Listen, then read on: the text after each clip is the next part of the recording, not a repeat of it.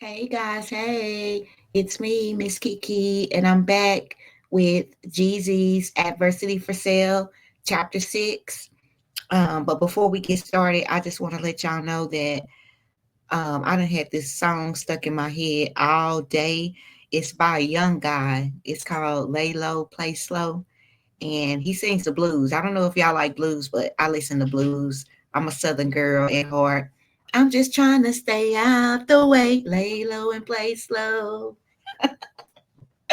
Okay, so let's roll right into chapter 6. And the title of chapter 6 is called I-75.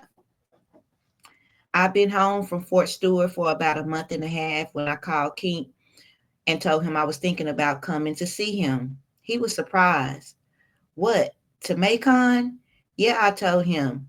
You gonna be around? He was like, shit, hell yeah.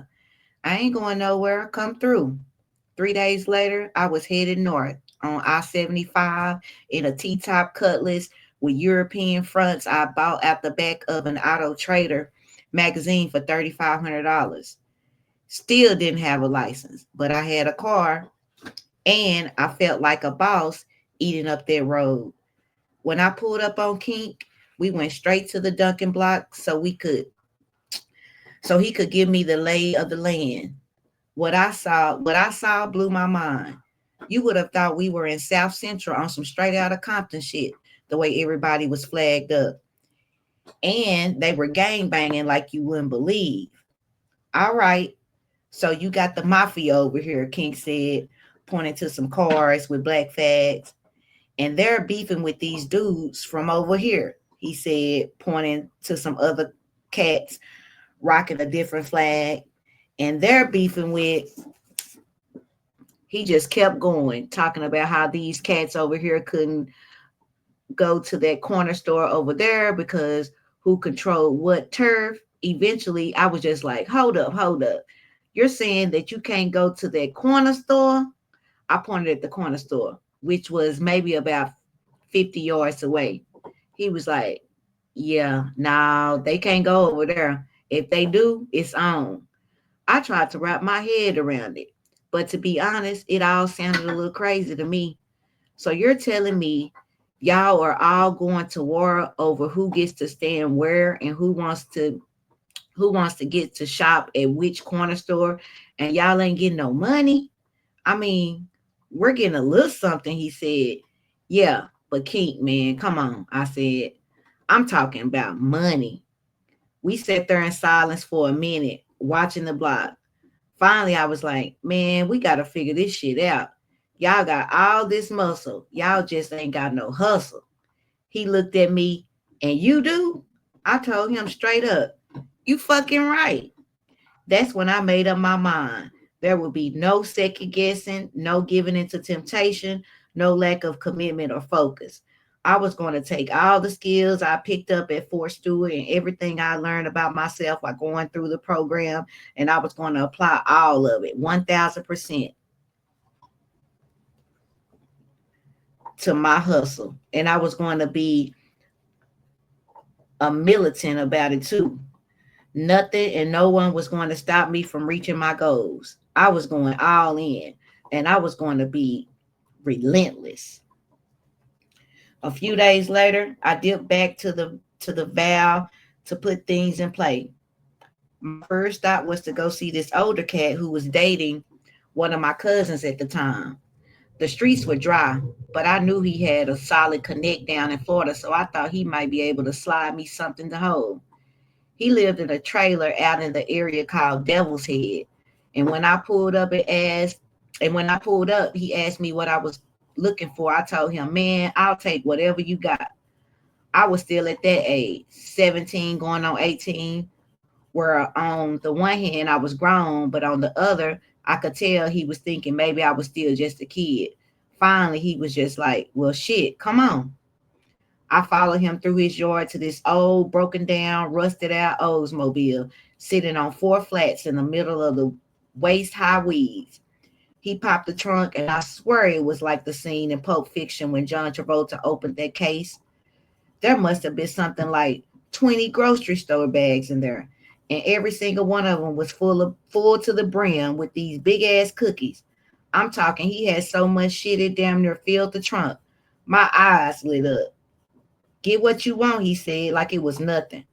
I reached in and grabbed a whole bag of cookies, like shit, I want this. Cool, he said.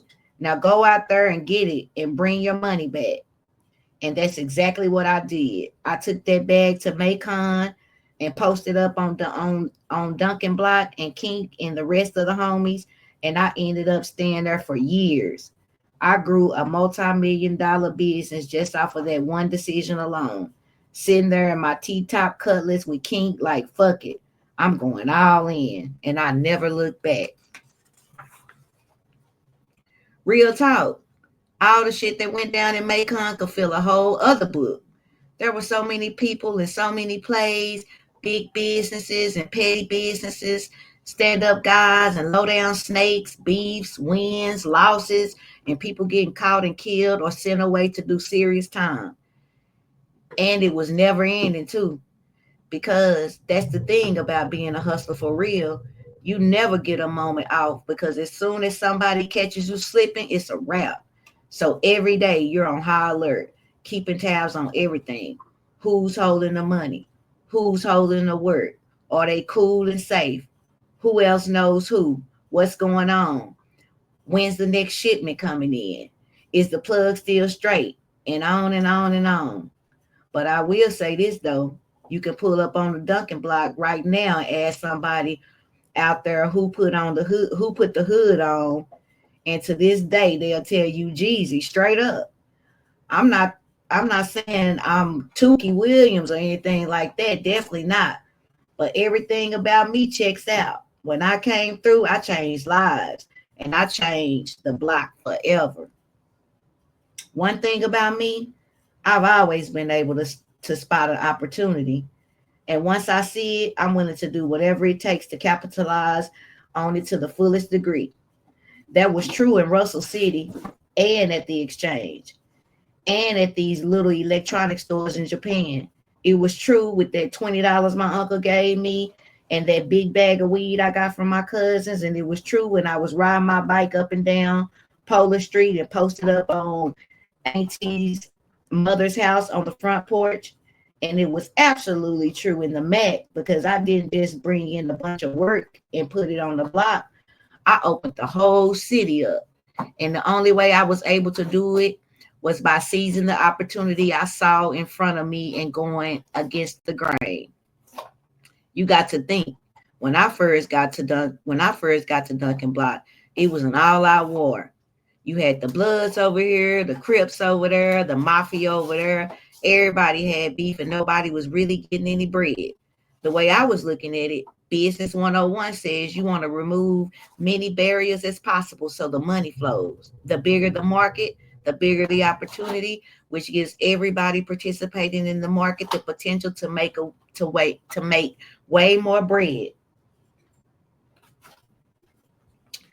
The way they were handling things, there were nothing but barriers everywhere you look. You could stand on the corner. They couldn't stand on that corner. And on and on. That was the culture. And I respected it. But at the same time, it wasn't good business. I used to try to explain it to the homies too, like, okay, I understand the beef, but there has to be some type of understanding we can still come to so we can all get some money, right? Because otherwise, what are we doing every day taking all these risks? Some of them got it and some of them didn't. But I come from a family of hustlers, so that's what I know. Rather than keep talking about how I thought it should go, eventually I just got out and got on my grind. I don't even really remember how I got cool with I don't even remember how I got cool with Dante Dante. But he was from about 4 blocks from the Duncan block, and he was a blood. Of course, the homies weren't fucking with him because he rocked that red flag. But I never had problems with him. So when we started doing our thing, we just had to keep it on the low.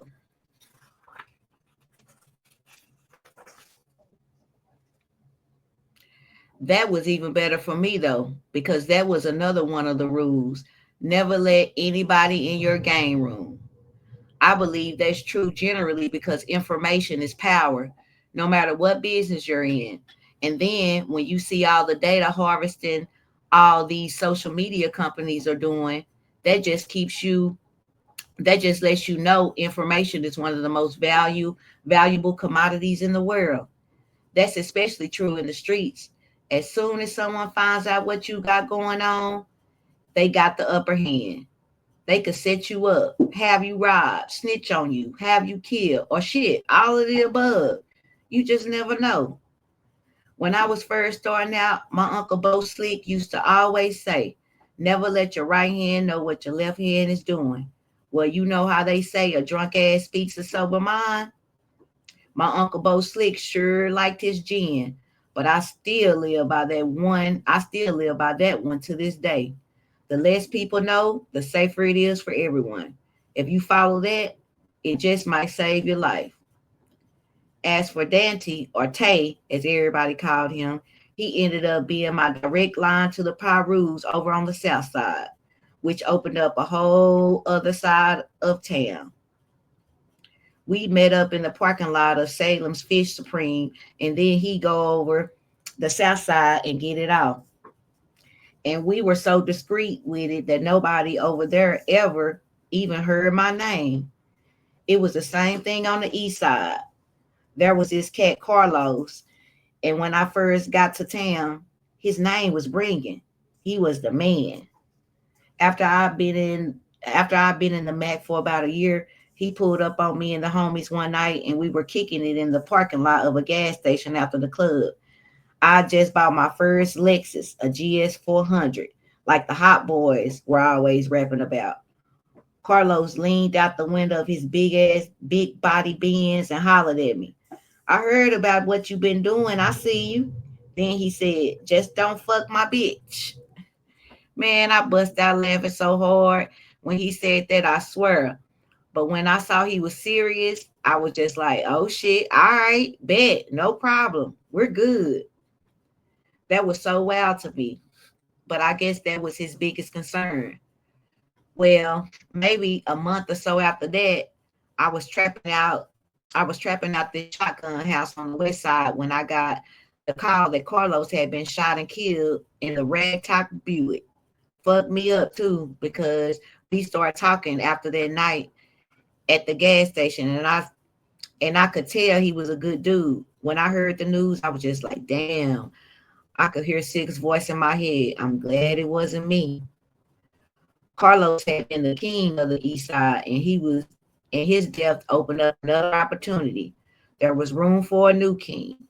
I started befriending some cats who were hustling over there, and one thing led to another, and eventually I hooked up with this dude whose name I'm not going to say, and we were locked in and locked that bitch down. After that, I had the west side through DBGC and them, the south side through Tay, and the east side through my man. Then I started messing with this cat gangster Cal, who was notorious over on the east side. We were doing our thing there for a minute, and then he went off to Houston to try to do something. But that got fucked up. Instead of telling me about it, he tried to give me a bag full of Magic City money. Nothing but ones. We've been doing a lot of business together, so I trusted him at the time. But something about that day told me I needed to check the bag. Of course, when I saw those ones, I immediately started blowing up his phone. And when he didn't answer, I threw my car in gear and went after his ass. I was driving my green Pontiac Grand Am that day. Those Grand Ams were some of my favorite cars because they had a little muscle on them, but they were so low key you could throw some tin on them and blend in. I pulled up on his passenger side, held up the bag, and yelled, "Yo, what the fuck is this?" As soon as he saw me, he veered off and merged onto I-75. That's when I knew it was really on. I swerved to cause traffic and followed him onto the interstate. We raced down the highway for miles, switching lanes. He's going, I'm going, he's going, I'm going, and I was gaining on him too. I pulled up on his driver's side and we were neck and neck on some Days of Thunder, Ford and Ferrari shit. Except he wasn't driving no damn Ferrari. I yelled at him, yo, pull over, yo. Finally, I was just like, fuck it. I reached down, pulled that thing out, and let it spray. Pop, pop, pop, pop, pop, pop, pop, pop, pop. Lit up his whole shit in broad daylight, right in the middle of the road. He lost control of his car for a second, but I just kept going. From the rear view, I saw him pull over to the side. I didn't know if it had hit him or what, but I wasn't about to stop and check. I wanted my money. Don't get me wrong, but I value my freedom even more.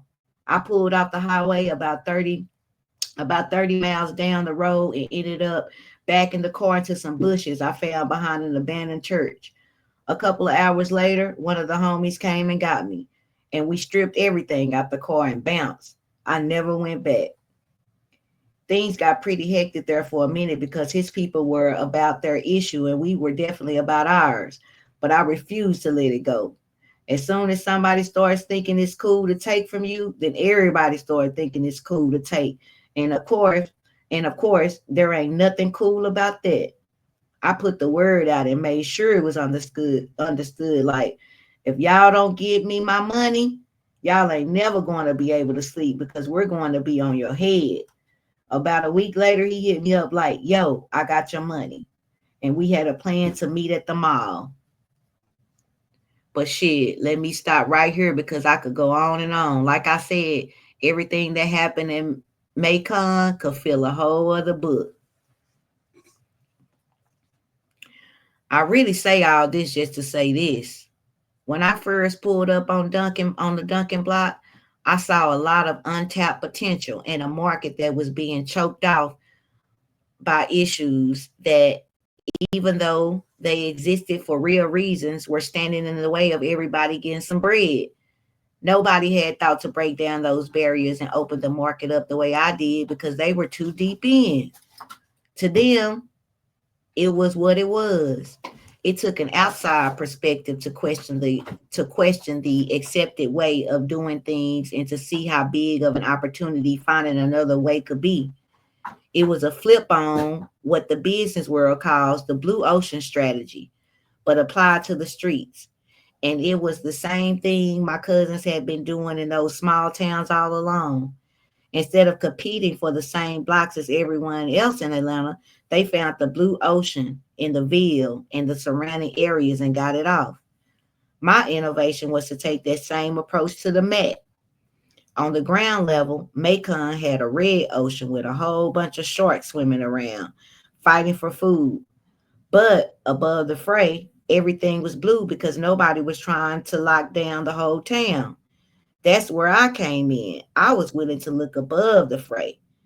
Maybe a better name for it, what I was doing would be blue sky. But whatever you want to call it, I'll tell you this, it worked. As for that gangster Cal situation, turns out he didn't get hit on the highway that day, but he definitely got the message. You better believe I got paid in full. That's how everybody in Florida got to know me. I was the young cat from Georgia who was always riding through the hood in the latest Lexus with all the watches and chains. They didn't know my real name or what I really did. They just knew I was getting money. And for years, a lot of people down there knew me as Bling. Some of them call me Bling to this day. A lot of them switched up on me after I got famous, though. Now, whenever I see them, they're always like, yo, it's Michael Jackson Jeezy. What up? Eventually, the whole situation fell apart. My girls' homegirls got jammed up, and then it turned out the feds were sitting on my girl's crib too. The only way I knew was because they stopped Goldmouth around the corner from her place one day, right after he come see me. Thank God he was riding clean, so they had to let him go. But after that, it was just like, man, what the fuck? Come to find out later on, they've been hiding in the bushes with binoculars, taking pictures and all that. But by the time they closed in on her, I was already out the door. Those trips down to Florida were a big part of my success, though. There's no denying that. And not just because they opened up so much for me in the streets either, although that was no small thing. But street money is short money. No matter how much you're bringing in, that's so important. I'll say it again. Street money is short money. So no matter how much you're bringing in the streets, there is so many things that can go wrong. The only real questions are how and when will it go wrong for you? I always knew I needed a way out, but it wasn't until I started taking those Florida trips that I finally saw something that looked like it might be the way out for me. SOP. That was the name of the label in the group. It stood for Sounds of Profit Inc. And when I first met them, they were a bunch of young cool guys coming straight out of Fort Lauderdale. They were getting it in like I was, but they were trying to make it in the music game too. They had their own studio and in-house graphic designer. And they were pressing their own t-shirts and CDs and trying to get people down with their movement everywhere they went. In 1999, we all went down to Daytona Beach together for spring break, and I got a close look at how they were moving. That trip really opened my eyes. They rented a big ass Winnebago and had it wrapped with their logo. Then they went and parked right on the beach and spent the whole weekend working their music like they were working a trap. The whole crew was out there all day, every day, in matching SOPTs with their music blasting, handing out CDs, and talking to everybody walking by. Everything about it was dope to me. My cousins had been involved in the Atlanta music scene for years, but they were way more but they were made more polished with it, working with cats like Jermaine Dupri, Another Bad Creation, Little Zane, and them early on because that was the play. Find and groom talent and see if they could pop off. SOP wasn't chasing that type of success. Or maybe they were, but they were going about it was way more street. And that's the type of shit I was on. My vibe was cats like Tupac, Master P, Hot Boys, and then Trick Daddy after I started making all those trips. Being around SOP was a revelation to me because even though we were both in the game, they were working two tracks. I was so inspired that as soon as I got back to the Mac, I hit up Kink like, yo, we should start making music. The truth is, I never wanted to be a rapper. Some people are natural born entertainers and damn near pop out the womb with a mic in hand, like, look, ma, I'm here. But that wasn't me. I always wanted to be a CEO. One of the first things I did when I got back to Macon was go out and find some space in a cheap ass industrial building on the outskirts of town. Then I hit up my cousins and had them come down to help me out. They took me to Guitar City and I dropped something like 70 grand all all in to get everything you needed for a studio set up back then. I got the DA88, some ADAT machines, a 24 bus board, mics, amps, cords, stands, all that. My cousins handled the build out. And my cousins being my cousins, it wasn't like they did it out of the kindness of their heart. They charged me for everything. And years later, I realized they ran it up on me. At the time, I didn't know, but I also didn't care. I had the bread. What I needed was a way out.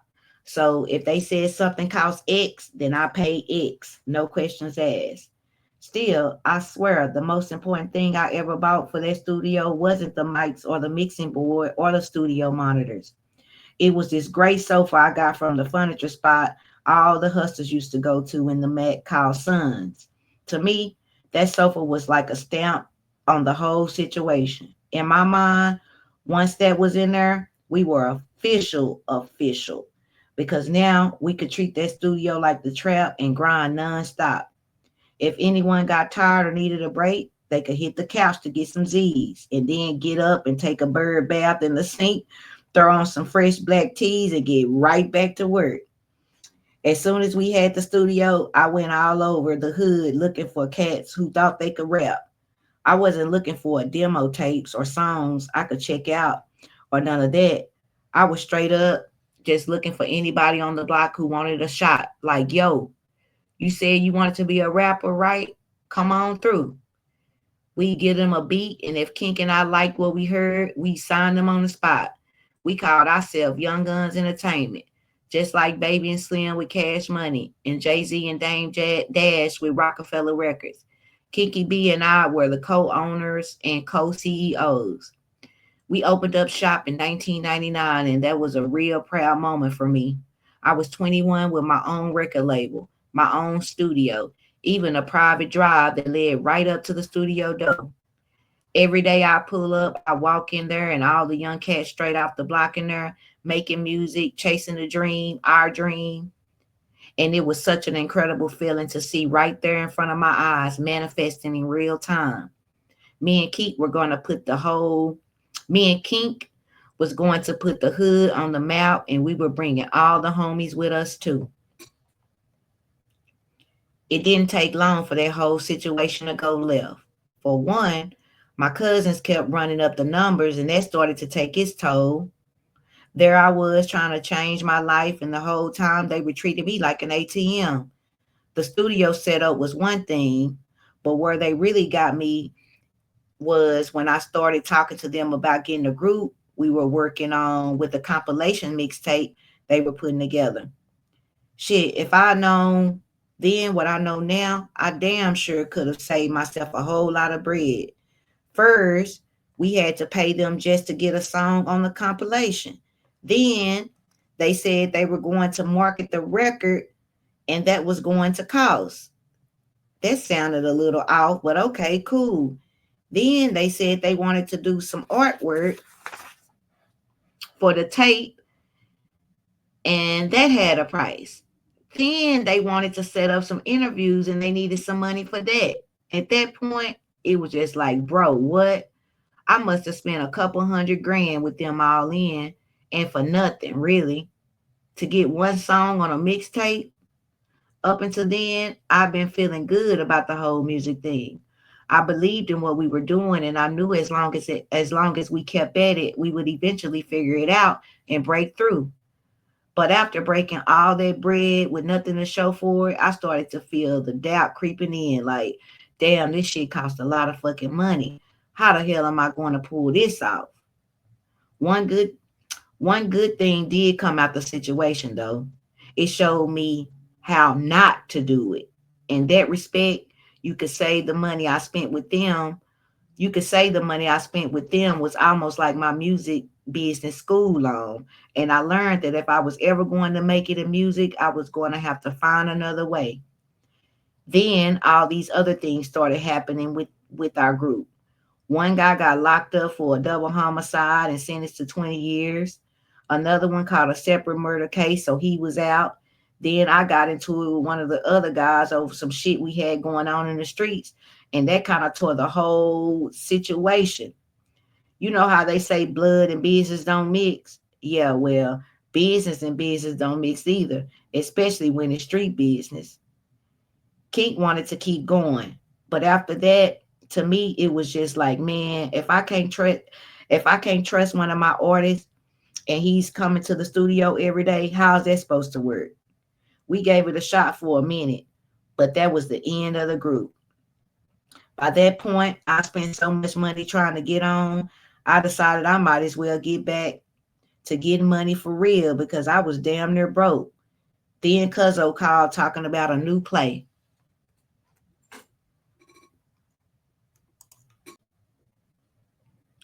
I should have known better. Like I said, growing up, my cousins were legends in my family, and they were like superheroes to me. But once I got there and started moving around on my own, I noticed some things about them that made me question everything I thought I'd known. Like Cuzzo had a little finesse into him, but he was, how can I say this, different. I used to hear things about him and who he was running with here and there, but he's my cousin, so I love him. And initially, that made some things easy to dismiss. Over time, though, I came to realize his word wasn't his bond. Then a couple of things happened, and it was just like, man, I can't trust this guy at all. For example, One time he hit me up in the middle of the night talking about he ran off some Mexicans and they were talking about shooting him in his mom's place in Decatur, the same house I used to visit as a kid. I grabbed my AK out the closet and rushed over there. And when I pulled up, I saw my cousin and this cat he used to run with, who was notorious as the finesse king of Atlanta, standing in the front yard with their guns drawn. I hopped out of my Monte Carlo and caught the AK back like, where they at? Then Cuzzo started telling me the story about how he got this call from this guy and they knew where his mama stayed and all that. And then all of a sudden it was just like, yo, what was that? Our ears shot up. Now you gotta remember it's the middle of the night and we're in this nice quiet residential neighborhood. The streets were empty, not a car on the road, and no one out there but us. Then we heard it again. Crack, crack. This time, there was no mistaking it. There was something moving in the woods. Man, when I tell you my cousin and his partner took off, you would have thought they were NFL combined or some shit. They were gone. Just left me standing there in his mom's front yard alone with my AK looking around like, what the fuck?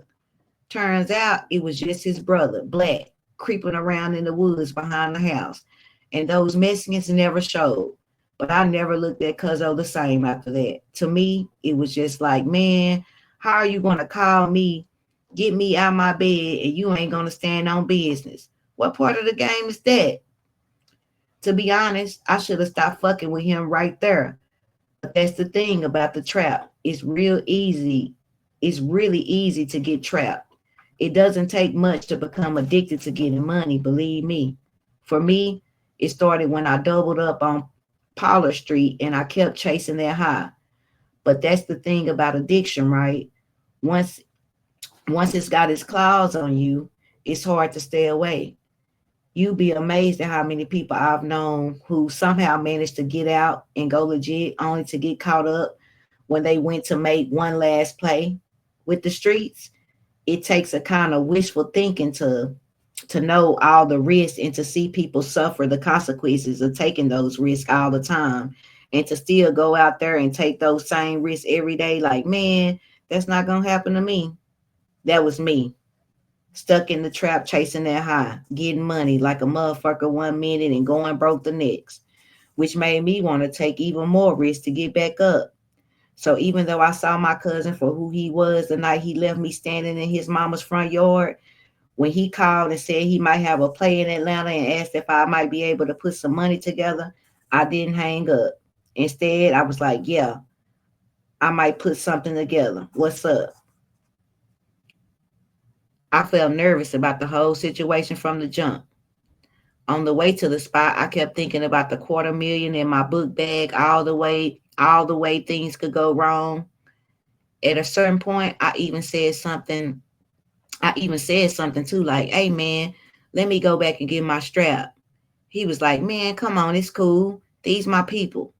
As it turned out, that was the problem. The deal went down in the cab of a semi truck parked on a residential street over on the west side of Atlanta near the AU Center. When we got in the truck, there was a plastic laundry basket in the back seat with a blanket thrown on top of it. I peeked under the blanket and saw nothing but gray duct tape. Everything looked right to me. I gave my cousin's guy the bag, took the basket, and bounced. But when I got back to where I was staying and started going through the shit, I realized everything in that basket was fake. I'm talking nothing but sheetrock and duct tape, no lie. Man, I was ready to explode. I started blowing up my cousin's phone, but he wasn't answering, and that just made it worse. When something like that happened and you're ducking my calls, nah, that wasn't going to work. I posted up outside my cousin's girlfriend's house with one of my peoples for days. And when he finally showed, I ran straight up on him and put my pistol in his face, like, yo, what's up? You got my money or what? He started pleading the fifth, talking about, I don't know. I had nothing to do with it. It wasn't me and all that. Us being cousins and all, I don't think he understood just how serious I was. I was really ready to knock him out. But my man was like, That's your cousin, bro. Think about the effect that will do on your family. To be honest, at that moment, I didn't care. It wasn't even about the money. Well, it was, but it was about way more than that too. More than anything, it was about the principle. He taking advantage of my trust, and I was damn bad. I could hear Marky Mark's voice in my head too. Don't take no shorts. I felt like that should be especially true with Ken. I couldn't believe family would put me in that position, and just thinking about it made my blood boil all over again. So still, I held off, and we eventually let him go. Things got real bad after that, real bad. My dreams had been so big too. Music was going to be my way out. Me and Kink were going to put the hood on the map. We were going to take over the world. But as the losses piled up, I was struggling just to pay bills. I had to fall back.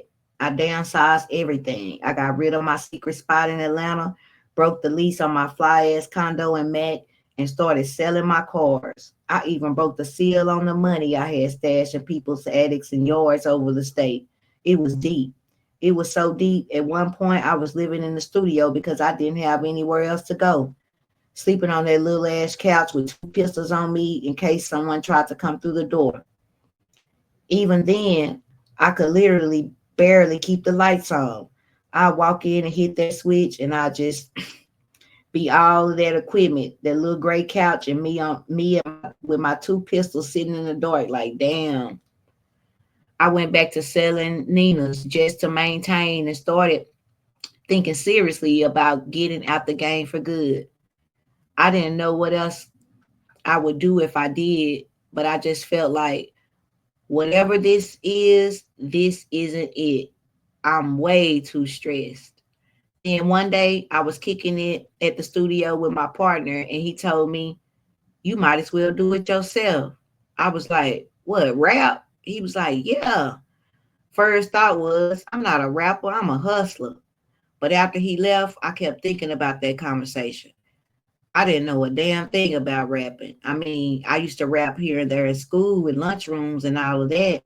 And when we were working in the group, I helped them with some things where I could. But like I said, I never wanted to be a rapper. I just wanted to make it. But then I thought, what if what it takes for me to make it is for me to try to become a star? I pulled out a beat CD. I pulled out a beat CD I got from an Atlanta producer I met named Pretty Ken. He was down with the Dungeon Family, which was Outkast and Goody Mob's crew, but his beats were a little more street than what they typically had going on. When I first hollered at him, I've been thinking it would be a good to have some beats on deck for whenever we finally sign some new artists to Young Guns. I certainly I certainly hadn't been thinking our new artist might be me. I found the beat I liked and put it on a loop. Then I grabbed one of the yellow legal pads we always had lying around and picked up a pen and started to write.